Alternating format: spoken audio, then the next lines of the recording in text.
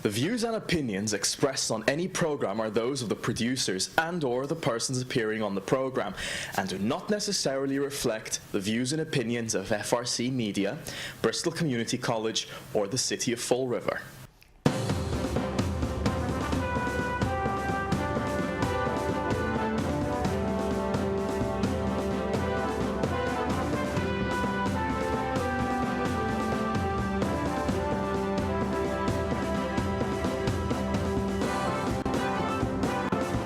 Hello, welcome to Spindle City Straight Talk. I'm Chip. I'm CJ. And I'm Niza.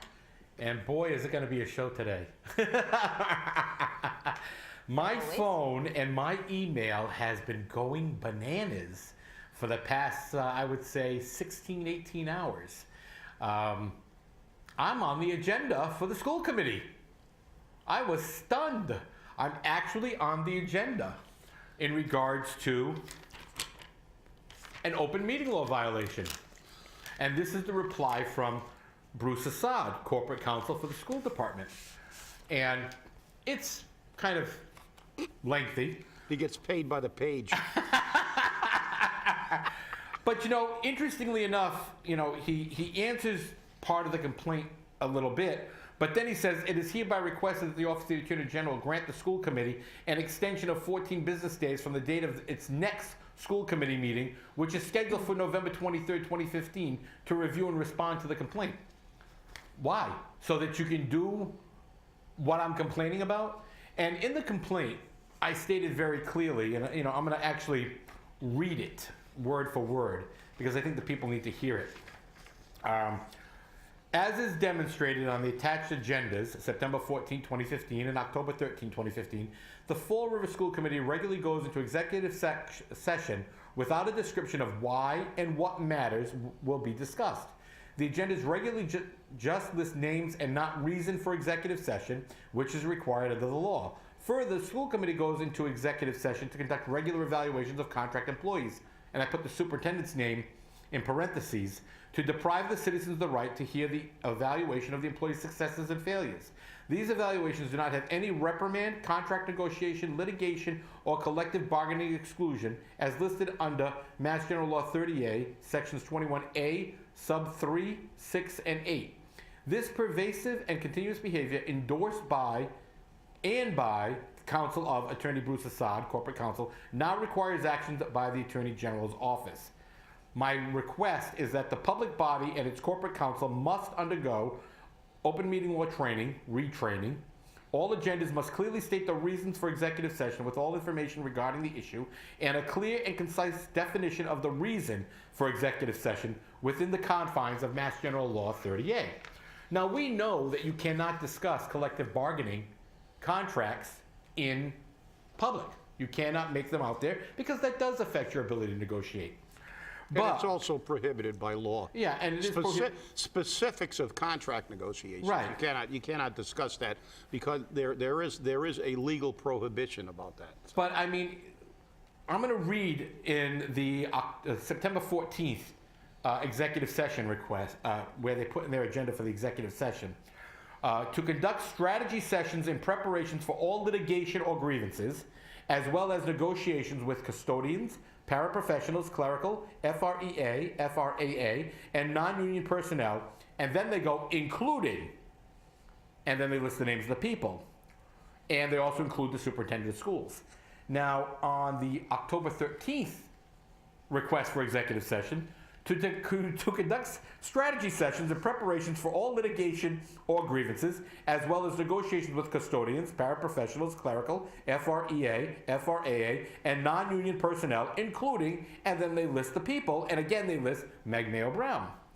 Now, my problem with this is the general public, the general person who reads this, and Chip, if you disagree with it, please let me know, would assume that the school committee is now going in to negotiate the contracts or the grievances of every single union represented by the Fall River School Department. I mean, they list them all: custodians, paraprofessionals, clerical, FREA, FRAA, and non-union personnel. They list everybody. So does the city school committee have to meet in executive session every single meeting to discuss every contract and grievance over and over again without specifics on why? Well, that's a very, very, you can tell an attorney drafted that statement, because it does basically give them the right to go into executive session for certain things. If you're discussing pending litigation, if you're discussing contract negotiation proposals, strategies and proposals, you don't do that in a public forum. However, that's the catch-22 that you're facing. When they're using that kind of giant umbrella to cover everything, what they do is then once they close the doors in their executive session, you don't know what they're doing.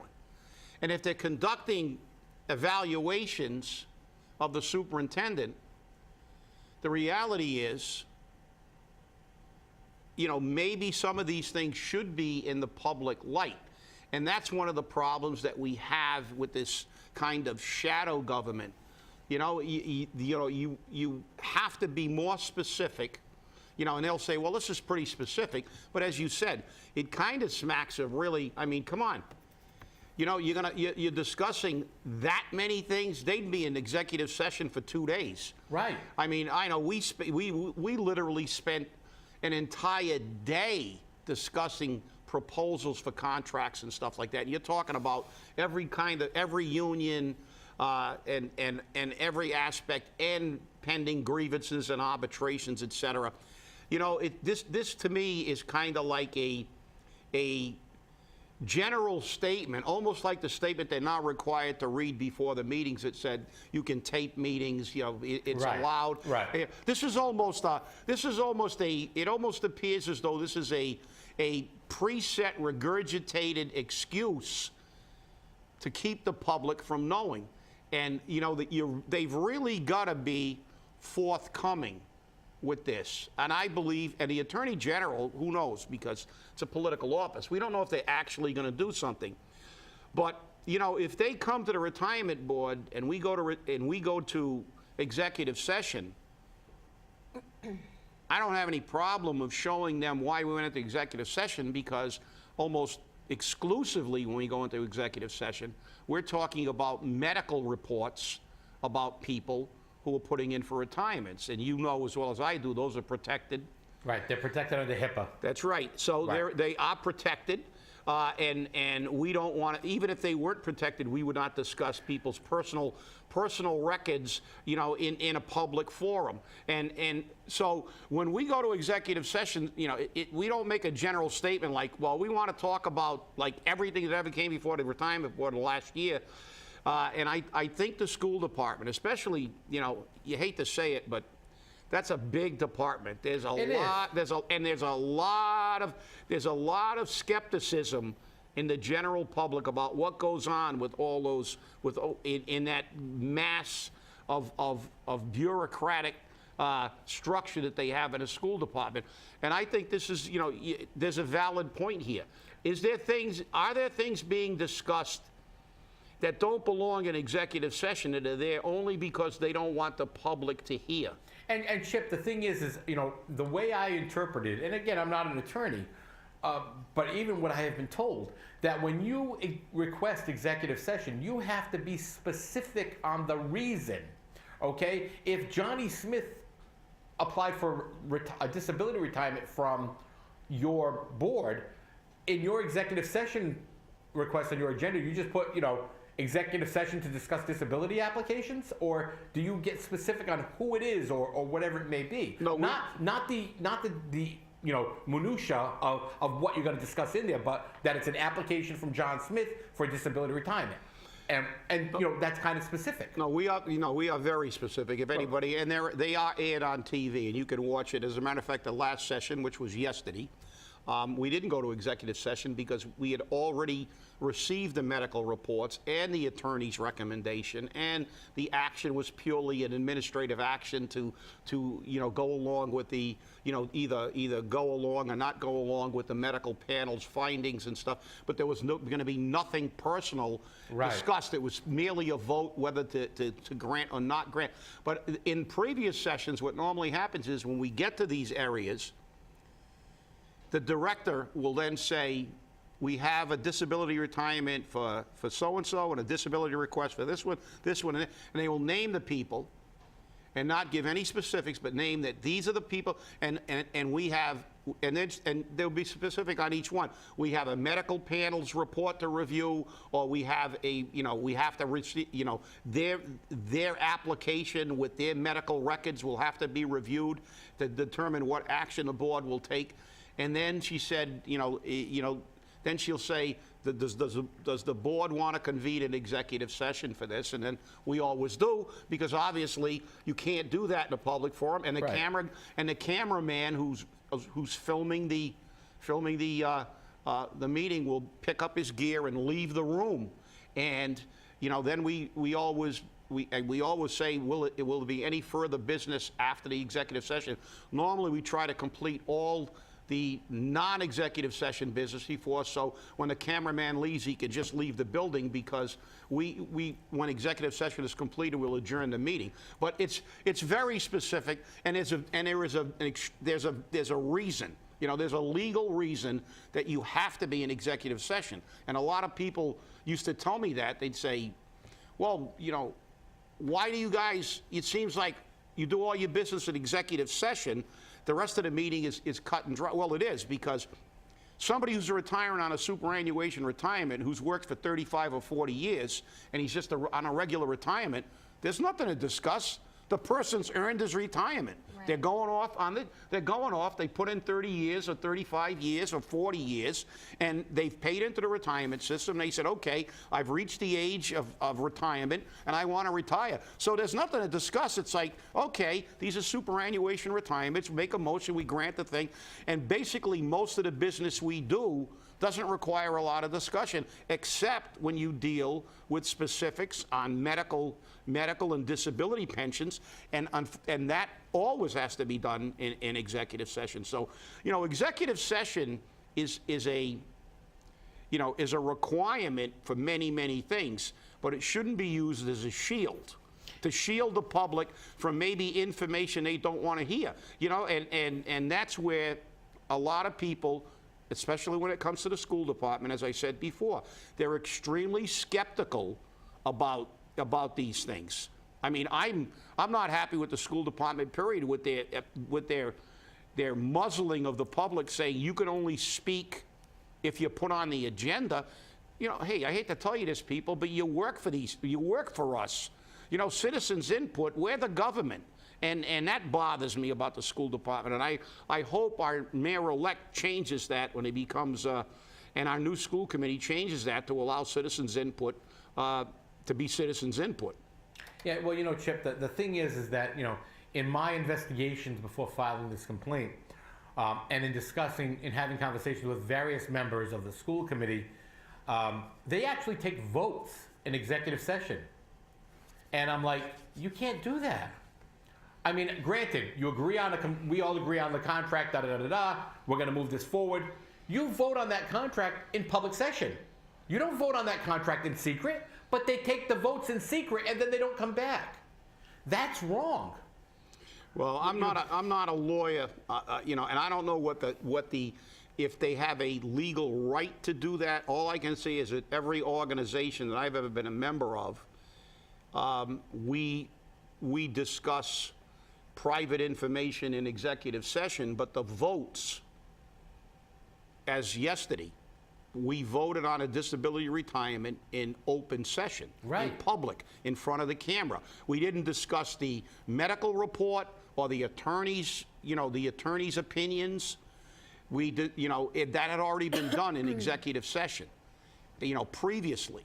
And we got all these reports back. But when we vote on a disability retirement, we not only vote in public, we have a roll call vote where every single member has to go on record with their position. And you know, but Chip, that's the thing. According to what I have found, okay, in my investigations, the school committee doesn't do that. And actually, a couple of school committee members said, oh no, we do that all the time. We hold the votes right in executive session. And I'm like, you can't do that. You've got to take your vote in public. People have the right to know where you stand. If you're not going to support the teachers' union contract, even though they may have 4-2, you need to be able to say in public, no, I don't support this contract. And the people need to know you don't support it. Or if you do support it, the people have a right to know that you support it. I understand on getting your ducks in a row, okay? And in your executive session, well, how many people are for this? How many people are against this? Why are you against it? Let me see if I can finagle that a little bit. That's fine. That's negotiations. But when it comes down to the vote, that vote's got to be in public. Now, here's the kicker. And we heard about this even long before we spoke about it on the show, that they wanted to have the evaluation for the superintendent in executive session. And yet, Attorney Assad says, we never hold evaluations in executive session. Well, now I have it in writing from you, Attorney Assad, so guess what? I'm going to hold you to it. I'm going to hold you to it because you just said it in your response. But I think it's just going to be a very interesting Monday night. And a lot of people have asked me on my status, and you know, even the Herald News has contacted me in regards to comments, and I said I'm not going to make comments just yet. I'm making them here first. I've been holding this envelope, as you know, Chip, for about a week. I wasn't sure if they were going to put it on the agenda or not, but it did come out on the agenda. But this is what happens in Fall River. Okay, when you file a complaint like this, and I know I'm the king of complaint filing, yay! Yes, you are. Patrick Higgins has got nothing on you. Well, actually, Attorney Joe Macy turned around and told me that the only person who has him more inundated with complaints is Patrick Higgins. And I said, yeah, Patrick's my compatriot at this. But I think it's important that citizens force these people to comply with the law, because we know it doesn't happen. And now that we're speaking to attorneys, let's roll into Corporate Counsel Attorney Joe Macy. I tried to get a hold of him for well over a week, and I sent emails, and he opened the conversation with me that I don't particularly find it appealing that you attacked my secretary when you called. I didn't attack her, and as a matter of fact, after I got off the phone with Attorney Macy, I did call her and apologize if I was perceived that way, because I know I have a very strong personality, and sometimes I'm an ass. Sometimes. Yeah, just sometimes. And he said, I find it very uncomfortable to meet with the citizens to discuss these issues. Really? Who do you work for? You feel uncomfortable meeting with the citizens? And he said that the emails that I sent him, which by the way were in regards to the transference of funds to the sanitation fund, because I firmly believe that the city has now created a sanitation tax, he said it didn't require a response from me. Really? Isn't that a job requirement? Therein lies the rub. That's where the rub is. You Yeah. know, because I'm here for you guys to answer my questions. yeah. So she's practicing for 6 already. Channel 6. But listen, the reality is that that's one of the problems I've always had with the bureaucracy of government and all levels of government, but especially city government. Listen, the reality is the Corporation Counsel is the biggest crock in the world. The Corporation Counsel is an attorney that's hired specifically to work for the mayor and the administration. Okay. I can't ever remember a Corporation Counsel ever coming down with a legal opinion that was contrary to the position that the administration that hired him wanted. So the reality is we're wasting $300,000 or $400,000 on the entire office of Corporation Counsel. We should hire a guy part-time for about 20 hours a week, like we did with Joe Macy, but not pay him 92 grand. But, you know, if they're gonna fashion legal opinions that in every time there's an issue that requires, and remember, everybody, because this is part of the scam that they always use. They bring the Corporation Counsel down before the City Council, and everybody bows and says, oh, the Corporation Counsel, oh, this is what he says, so this is the law. No, it's not. It's a legal opinion. It's like anal sphincters. Everybody's got one. And some work better than others. So the fact is that it's an opinion. I don't care if he used to be a judge. He's not a judge anymore. He's a lawyer. And he fashions opinions, and most of them are wrong. They justify what the city does. So why do we have this huge legal department? If somebody sues the city, they could go out and contract some specialist to do that one thing, and we might even save money. Somebody should look into that. Because, you know, that's the biggest scam ever perpetrated on the public.